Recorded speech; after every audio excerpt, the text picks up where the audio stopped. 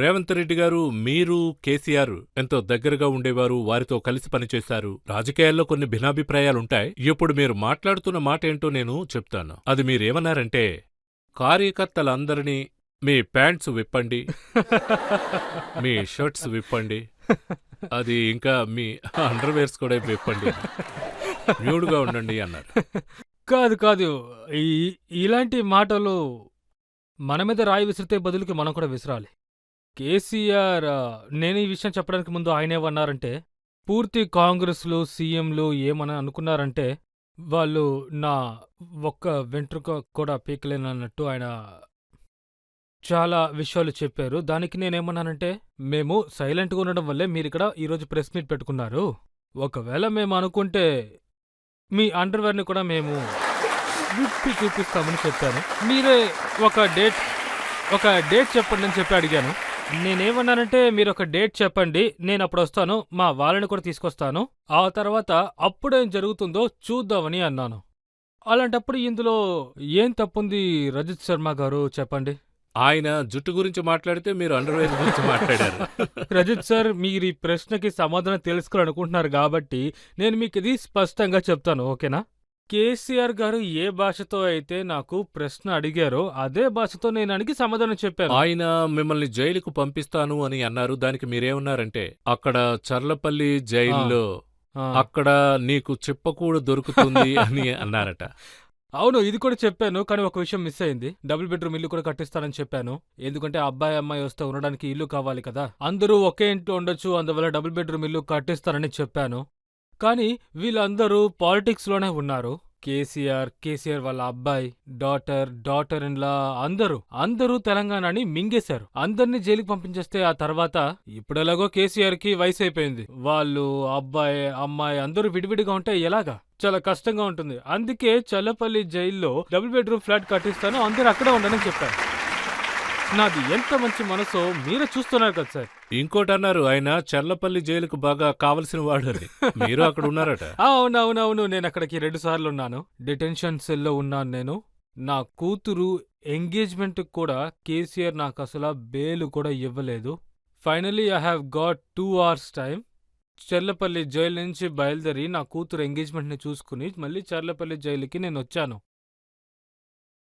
అప్పుడు ఒకరి వల్ల కూతురు ఎంగేజ్మెంట్ జరుగుతుంది, లేదంటే ఏమైనా ఒక ఫంక్షనే జరుగుతుంది. అది ప్రతి నాన్నగారు ఏం ఆలోచిస్తారో మీకు తెలుసు కదా. అప్పుడు నేను ఆయనతో చెప్పాను, కేసీఆర్ తప్పకుండా ఒకరోజు నీ కూతురు జైల్లో ఉంటుంది, అప్పుడు తప్పకుండా నేను ఆ నొప్పేంటో తెలిసేలా చేస్తానని చెప్పాను. ఇప్పుడు ఆయన ఫేస్ చేస్తున్నారు కదా.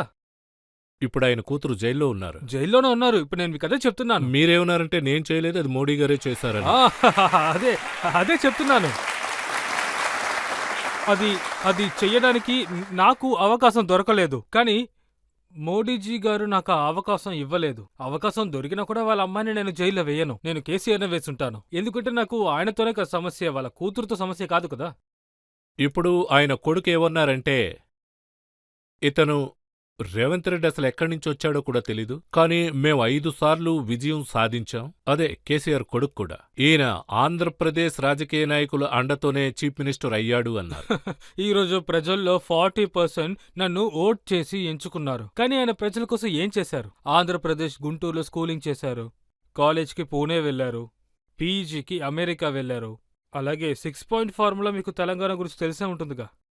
ఆ ఫార్ములాని గనక కేటీఆర్కి పెడితే ఇక్కడ ఆయనకి ఒక చిన్న పని కూడా దొరకదు మరి. కానీ ఆయన ఇక్కడ ఐటీ అండ్ ఇండస్ట్రియల్ మినిస్టర్ అయ్యారు. కానీ ఈరోజు సీఎం అవ్వాలని అనుకుంటున్నారు.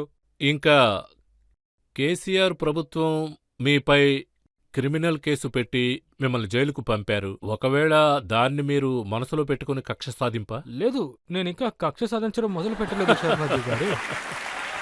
నేనింకా అసలు మొదలు పెట్టలేదు కదా.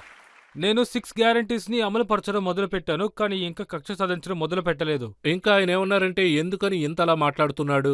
మా నాన్నగారికి దెబ్బ తగిలి ఆయన అనారోగ్యంతో ఉన్నారు. సింహం ఇప్పుడు లోపలుంది, సింహం బయటకు వచ్చిన తర్వాత చూపిస్తాను అన్నారు. నేను అదే చెప్తున్నాను, రండి, తుపాకీలు కూడా సిద్ధంగానే ఉన్నాయి. 2 బుల్లెట్ ఉంటే పని పూర్తయిపోయింది సార్. నాకు కూడా సింహాన్ని చంపాలని చాలా ఆశే. నేను పిల్లిని కుక్కనైతే తప్పకుండా చంపను. చంపాలంటే సింహాన్ని చంపాలి. రండి, ఈసారి నేను తనని ఓడించాను కదా. కేసీఆర్ తన పార్టీకి ప్రెసిడెంట్గా ఉన్నాడు. నేను కాంగ్రెస్ పార్టీ మెంబర్గా ఉన్నాను. నేను ఓడించి చూపించాను కదా, తనకి చెప్పే ఓడించాను. అప్పుడు మీరు ఆయన చూడ్డానికి హాస్పిటల్కి వెళ్ళినప్పుడు ఆయన మీతో ఏం చెప్పారు? అది పర్సనల్ సార్, దాన్ని ఇప్పుడు డిస్కస్ చెయ్యొద్దు. అందులో కొన్ని రిలేషన్స్ అయితే పార్టీ నుంచే నాకు ఏర్పడ్డాయి. ఆయన చాలా దిగులుగా ఉన్నారు. So being one chief minister, నేను ఆపోజిట్ పార్టీ లీడర్కి వెళ్ళి చూశాను. సో ఆయన్ని అప్పుడు ఫిజికల్గా అసాల్ట్ చేయాలని నేనైతే అస్సలు అనుకోలేదు. ఆయన్ని చూడ్డానికని కానీ అస్సాల్ట్ రెండు వైపులా జరిగింది. అప్పుడు కేటీఆర్ ఏమన్నారంటే, రాహుల్ గాంధీ ఒక నేషనల్ పప్పు అని, ఇంకా ఇక్కడున్న రేవంత్ రెడ్డి తెలంగాణ పప్పు అన్నారు. నిజమే, మేము పప్పు అంటే dal. Dal is protein food. పప్పు అంటే దాని పేరు దాల్ అంటాం. దాల్ ఒక ప్రోటీన్ ఫుడ్, అది హెల్త్కి ఎంతో చాలా మంచిది. పైగా ఇప్పుడు చాలా మంది వెజిటేరియన్ అయిపోయారు. మేమేమి హెరాయిన్, కొకెయిన్ లేదా గంజా కాదుగా, అదంతా మీరే. మన ఇద్దరి మధ్య తేడా అదే. మీరు మత్తునిస్తారు, మేము పప్పునిస్తాం. పప్పు మంచిదే కదా ఆరోగ్యానికి. మీరేమన్నారంటే కేసీఆర్ డ్రగ్స్ కి బ్రాండ్ అంబాసిడర్ అన్నారు. ఒకసారి అయితే ఇలాగే డ్రగ్స్ ద్వారా మా ఇద్దరికి ఒక సమస్య వచ్చింది. అప్పుడు నేను ఏమన్నానంటే, యూత్కి ఒక రోల్ మోడల్గా ఉండాలి. మేమందరం బ్లడ్ శాంపుల్స్ ఇస్తాం మీకు. మేమందరం కలిసి ఒక ఛాలెంజ్ చేశాం. అదేంటంటే white challenge. We have challenged 3 persons. One is KCR, one is Vishweshwar Reddy, third one is some other important person in Telangana. నేనేమన్నానంటే, ముందు నా బ్లడ్ శాంపుల్స్ ని ఇస్తాను, నేనైతే డ్రగ్ ఫ్రీని. ఆ తర్వాత నేను వాళ్ళ ముగ్గురికి సవాల్ వదిలేను. వాళ్ళ ముగ్గురు బ్లడ్ శాంపిల్స్ ఇవ్వాలని అన్నాను. ఆ తర్వాత చెక్ చేసి చూద్దాం ఈ పూర్తి తెలంగాణ ప్రజలు డ్రగ్ ఫ్రీ సొసైటీలో ఉన్న వైట్ ఛాలెంజ్ చేశాను. అందువల్ల ఆయన ఇస్తారని చెప్పారు. అందుకే నేను కూడా ఛాలెంజ్ చేశాను. ఈ టైంకి ఈ డేట్కి నేను హాస్పిటల్కి వస్తాను, మనం శాంపిల్ ఇద్దామన్నాను. ఆయనేమో పారిపోయారు. ఎందుకు పారిపోయారు? మీరు డ్రగ్స్ తీసుకుంటున్నారు తీసుకోవట్లేదు నేనేం చెప్పలేదు కదా. నేనేమన్నానంటే వైట్ ఛాలెంజే. ఇప్పుడంతా మీకే తెలుసుంటుంది పంజాబ్లో ఏం జరుగుతుంది, తెలంగాణలో ఏం జరుగుతుంది అని. కాస్మోపాలిటన్ సిటీలో అసలు ఏం జరుగుతుందో మీకే తెలుసుంటుంది కదా. రెండు వైపులా పెద్ద సో సమస్యలే ఉన్నాయి. మనమే యూత్కి రోల్ మోడల్గా ఉండాలి. మనము నాయకులం. మనమే సరైన దారి ఏంటో వాళ్ళకి చూపించాలి యువతులకి. అప్పుడు నేనేమన్నానంటే, వైట్ ఛాలెంజ్ తీసుకోవడంలో మీకేంటి సమస్య?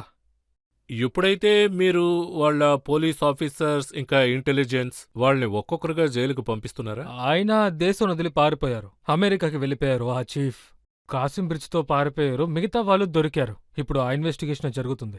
టెలిఫోన్ ట్యాపింగ్ గురించి, మొబైల్ హ్యాకింగ్ కేసు గురించి. సెల్ ఫోన్ ట్యాపింగ్ విషయంలో 2-3 వ్యక్తులు, వాళ్ళని మీరు జైలుకు పంపించేంతగా వాళ్ళు అసలేం చేయలేదు. ప్రస్తుతానికైతే దాని గురించి ఎంక్వైరీ జరుగుతుంది. ఇప్పటికైతే ఏమీ తెలీదు. Illegal interception is the crime. ఇప్పుడు లీగల్ ఇంటర్సెప్షన్ కోసము, ఐఎస్సీ కోసము, నక్సలైట్స్ కోసం, ఇప్పుడు మీరు ఎవరి కోసమైనా చెయ్యొచ్చు. దాన్ని మీరు ఏ అభ్యంతరం లేకుండా కూడా చేయొచ్చు. Unofficially thousands of members, business tycoons, పెద్ద పెద్ద వాళ్ళు, పొలిటీషియన్స్, ఫ్యామిలీస్, వాళ్ళని కూడా వదల్లేదు. అసలు ఇది ఎలాంటి దారి? ఏ దేశంలో ఇలా ఇదంతా క్రైమ్ కదా, వీళ్ళని ఊరికి వదిలేచ్చా అని అడిగాను. ఒకవేళ దాని తర్వాత ఇంకా తప్పుడు వ్యక్తి అధికారంలో గనక కూర్చోనుంటే, ప్రైవసీ కూడా లేదు. ఒక వైఫ్ అండ్ హస్బెండ్ మాట్లాడుకుంటుంటే దాన్ని కూడా తెలుసుకోవాలని ప్రయత్నిస్తున్నారు. ఇదసలు మంచిదేనా? మనం అసలు ఏ లోకంలో బ్రతుకుతున్నాం? ఇలాంటి వాళ్ళని అసలు ఎందుకు వదలాలి? మీరు కూడా వాళ్ళ ఇంటిపై డ్రోన్స్ ను పంపించారట, ఆయన ఫామ్ హౌస్ పైన. నిజమే, అది చేసింది నేనే కాదు. ఒక జర్నలిస్ట్ డ్రోన్ ని ఎగరనిచ్చి షూట్ చేశారు. నేను అఫీషియల్ గా ఛాలెంజ్ చేశాను. ఇక్కడ 25 ఏకర్లో చాలా అద్భుతమైన ప్యాలెస్ కట్టారు కదా, అది దాదాపు 500 crores ఉంటుంది. ముందు మీకు వేసుకోవడానికి చెప్పులు కూడా లేవు. ఇప్పుడు 500 crores ప్యాలెస్ ఎలా వచ్చిందని అడిగాను. ప్రెస్ మీట్లో విషయం చెప్తే ఆయనది ఎక్కడుంది చూపించు అని అంటున్నారు. అప్పుడు ఆయనకి ఛాలెంజ్ చేశాను, ఈ టైంలో మీకు ప్యాలెస్ ఎక్కడుందో చూపిస్తానని చెప్పాను. నేను మీడియా వాళ్ళందరినీ తీసుకువెళ్ళను. అక్కడ దాదాపు 5,000 మంది పోలీసులున్నారు. అక్కడికి ఎవ్వరినీ రానివ్వలేదు. అక్కడికి వెళ్ళిన తర్వాత ఆయన ప్యాలెస్ ని చూపించాను. ఎక్కడి నుంచి ఆయన ప్యాలెస్ ని సంపాదించారు?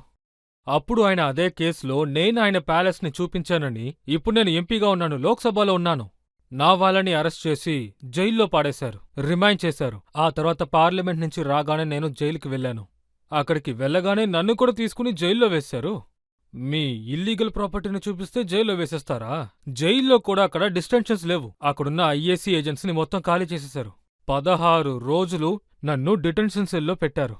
లోక్సభ జరుగుతూ ఉంది. నేనేం చేశానంటే వాళ్ళ ప్రాపర్టీని చూపించాను, అంతే. అందులో ఏం తప్పుంది? ఇప్పుడు మీరు చీఫ్ మినిస్టర్ ఇవేవి వదలరు కదా? కాదు కాదు కాదు, ఇలాంటి పనులు నేను చెయ్యను. ప్రజలు నన్ను ఈ అధికారంలో నన్ను కూర్చోపెట్టారు. నాకంటూ కొన్ని బాధ్యతల్ని ఇచ్చారు. నన్ను నమ్మి ఇచ్చారు. ప్రజలకి నేను మంచి చేస్తానని, గ్యారంటీస్ని ఇంప్లిమెంట్ చేస్తానని, లా అండ్ ఆర్డర్ని బాగు చేస్తానని, డ్రగ్ ఫ్రీ హైదరాబాద్ని తీసుకొస్తానని నాకు ఈ అధికారాన్ని ఇచ్చారు. కేసీఆర్, కేటీఆర్ని చంపాలంటే నాకు వేరేమీ అక్కర్లేదు. అసెంబ్లీలోకి వెళ్ళే నేను వాళ్ళని కొట్టొచ్చేస్తాను. దానికి అసలు నాకు ఈ అధికారమే అక్కర్లేదు. అలాంటి తప్పుడు పనులు నేను ఎప్పటికీ చెయ్యను. ఇది నాకున్న ఒక పెద్ద బాధ్యత. ఎంతో నమ్మకంతో నాకిది వాళ్ళిచ్చారు. ఆ నమ్మకాన్ని ఎప్పుడు నేను వమ్ము చేయకూడదనుకుంటున్నాను. అయితే మీరు త్రూఅవుట్ క్యాంపెయినింగ్లో చాలా కరప్షన్స్ ఉన్నాయని ఒక ఆరోపణ చేశారు. అది కాకుండా క్రైమ్ కూడా చేశారు అని మీరన్నారు. దాని గురించి ఏమైనా ఎంక్వైరీ జరిగిందా? ఆల్రెడీ కాళేశ్వరం ప్రాజెక్ట్కి ఎంక్వైరీ ఇచ్చాము. జ్యుడిషియల్ ఎంక్వైరీ జరగాలి. పవర్ పర్చేస్లో కూడా జ్యుడిషియల్ ఎంక్వైరీ జరుగుతుంది. ఇప్పుడే ఆర్డర్నిచ్చాను. పర్సనల్లీ నేనొక ఎంక్వైరీ ఆఫీసర్ అవ్వాలని అనుకోలేదు. ఒక సరైన ప్రాసెస్తోనో ప్రొసీజర్తోనో ఎంక్వైరీని చేస్తాను. ఎంక్వైరీలో ఏం అవుట్కమ్ వస్తుందో దానితోనే నేను కాళేశ్వరం గారి స్పీచ్ నేను విన్నాను. ఆయనేమన్నారంటే 1,00,000 కోట్లు మోసం జరిగిందని రాహుల్ గాంధీ అన్నారని చెప్పారు. కానీ ప్రాజెక్టే 86 కోట్లు కదా. ఆయన తప్పుగా చెప్పారు. అందుకే నేను అసెంబ్లీలో వైట్ పేపర్ని రిలీజ్ చేశాను. అప్పుడక్కడున్న హరీష్ రావు ఇరిగేషన్ మినిస్టర్, ఆయన కేసీఆర్కి అల్లుడు. నేనప్పుడు ఆయన్ని అడిగాను, మీరు ఈ స్టేట్మెంట్ని ఇచ్చారు. ఇప్పటి వరకు 1,02,000 crores అయింది. Project design for 1,47,000 crores. వాళ్ళ దగ్గర మొత్తం రిపోర్ట్స్ ఇచ్చాను. మరి ఎందుకు అబద్ధం చెప్తున్నారని అడిగాను. ఆయన ఏమీ చెప్పలేదు. ఆయన అబద్ధం చెప్పడంలో ఎలాంటి వ్యక్తి అంటే, ఒకవేళ ఇండియాలో అబద్ధం చెప్పిన వాళ్ళకి మెడల్ ఉందంటే తండ్రి కొడుకులకి ఈక్వల్గా దొరుకుతుంది. ఇంకెవరికి అవకాశమే దొరకదు ఇక్కడ. ప్రేక్షకుల నుంచి ఏమన్నా అడగాలనుకుంటే మీరు అడగచ్చు. శశి థరూర్ మీ పార్టీ కార్యకర్తే కదా, మినిస్టర్ గా కూడా ఉన్నారు. అది కూడా డిప్లొమాటిక్ గా కూడా ఉంటారు. బాగా చదువుకున్నారు. మీరు ఆయన్ని గాడిద అని అన్నారు. ఎందుకు సార్? దానికి వెనకాల ఇంకొక కారణం కూడా ఉంది. ఇప్పుడు ఆ సమస్య సాల్వ్ అయిపోయింది. మళ్ళీ ఎందుకని ఇదంతా ఇక్కడ చెప్పనిస్తున్నారు చెప్పండి? ఒక కాంట్రవర్సీ అయింది. ఆయన హైదరాబాద్కి విజిట్ కోసం వచ్చారు. ఆయన కేటీఆర్ని అభినందించారు. బాగా అభినందించారు. అప్పుడు నేనేమన్నానంటే, ఒకవేళ కాంగ్రెస్ పార్టీ ఎంపీ ఎలక్షన్లో తెలంగాణకి ఎవరిని ఎదిరించైతే పోరాడుతున్నామో మా వాళ్ళల్లో 1000 మంది దాకా జైలుకి వెళ్తున్నారు. నేను కూడా జైలుకి వెళ్ళానని చెప్పా. నా ప్రాపర్టీస్, నా లైఫ్ని నేను తనిఖీ చేసే ఎలక్షన్లో నేను నుంచున్నాను. అలాంటప్పుడు నేను ఆయనకి సాల్వా కప్పాలా? ఏం చేయమంటారు? కాంగ్రెస్ పార్టీని తెలంగాణలో మూసేశామనుకుంటున్నారు. లేదంటే ఇలాంటి ప్రభుత్వ నాయకులకి సర్టిఫికేట్ ఇవ్వడమైనా ఆపేయాలి. నేనైతే కాంగ్రెస్ని ముయ్యలేను. అందువల్లే నేను ఇలాంటి స్టేట్మెంట్స్ని అస్సలు ఇవ్వకూడదనే నిర్ణయించుకున్నాను.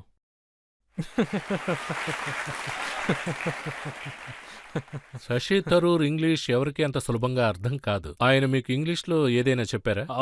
అవును, నాకు చెప్పారు, కానీ నాకు అర్థం కాలేదు. నేను జత్తి జిల్లా పరిషత్ గవర్నమెంట్ స్కూల్లో చదివాను. అందులో చదివి నేను ఇంత దూరం వచ్చానంటే నేను ఇంగ్లీష్ మీడియంలో చదవలేదు. అందుకే నాకు ఇంగ్లీష్ అంతగా తెలీదు. అందువల్ల నేను ప్రశాంతంగా ఉన్నాను. నాకు అర్థమైంది. స్కూల్లో ఇంగ్లీష్తో నేను తడబడేవాణ్ణి. కానీ ఒక విషయం నేను చెప్పే తీరాలి. మీరు ఒక సౌత్ ఇండియన్, మాతృభాష తెలుగు, కానీ హిందీ బాగా మాట్లాడుతున్నారు. అది కమ్యూనికేషన్ కోసం ఏదైనా ఒక భాషని మనం నేర్చుకోవాల్సిందే కదా. అందువల్ల ఇది మన దేశపు భాష. బలవంతం పెట్టి ఎవరైనా ఇంప్లిమెంట్ చేయడానికి ప్రయత్నిస్తే సమస్య అవుతుంది. అది సౌత్లో సమస్య ఉంది. హిందీని ఎంతో కష్టపడి మా మీద ఇంపోజ్ చేయాలనుకుంటున్నారు, అలాగే ప్రయత్నిస్తున్నారు కూడా. ఇక్కడ అంటే తెలంగాణ స్టేట్లో Urdu is a known language because of Nizam government. So అందువల్ల హిందీని మనం ఎలాగో పార్లమెంట్లో కూడా మాట్లాడాలి కదా. అందువల్ల హిందీని నేర్చుకోవాల్సింది. అవును, ఏదో రోజు ప్రైమ్ మినిస్టర్ అవ్వాలంటే హిందీ రావాలిగా.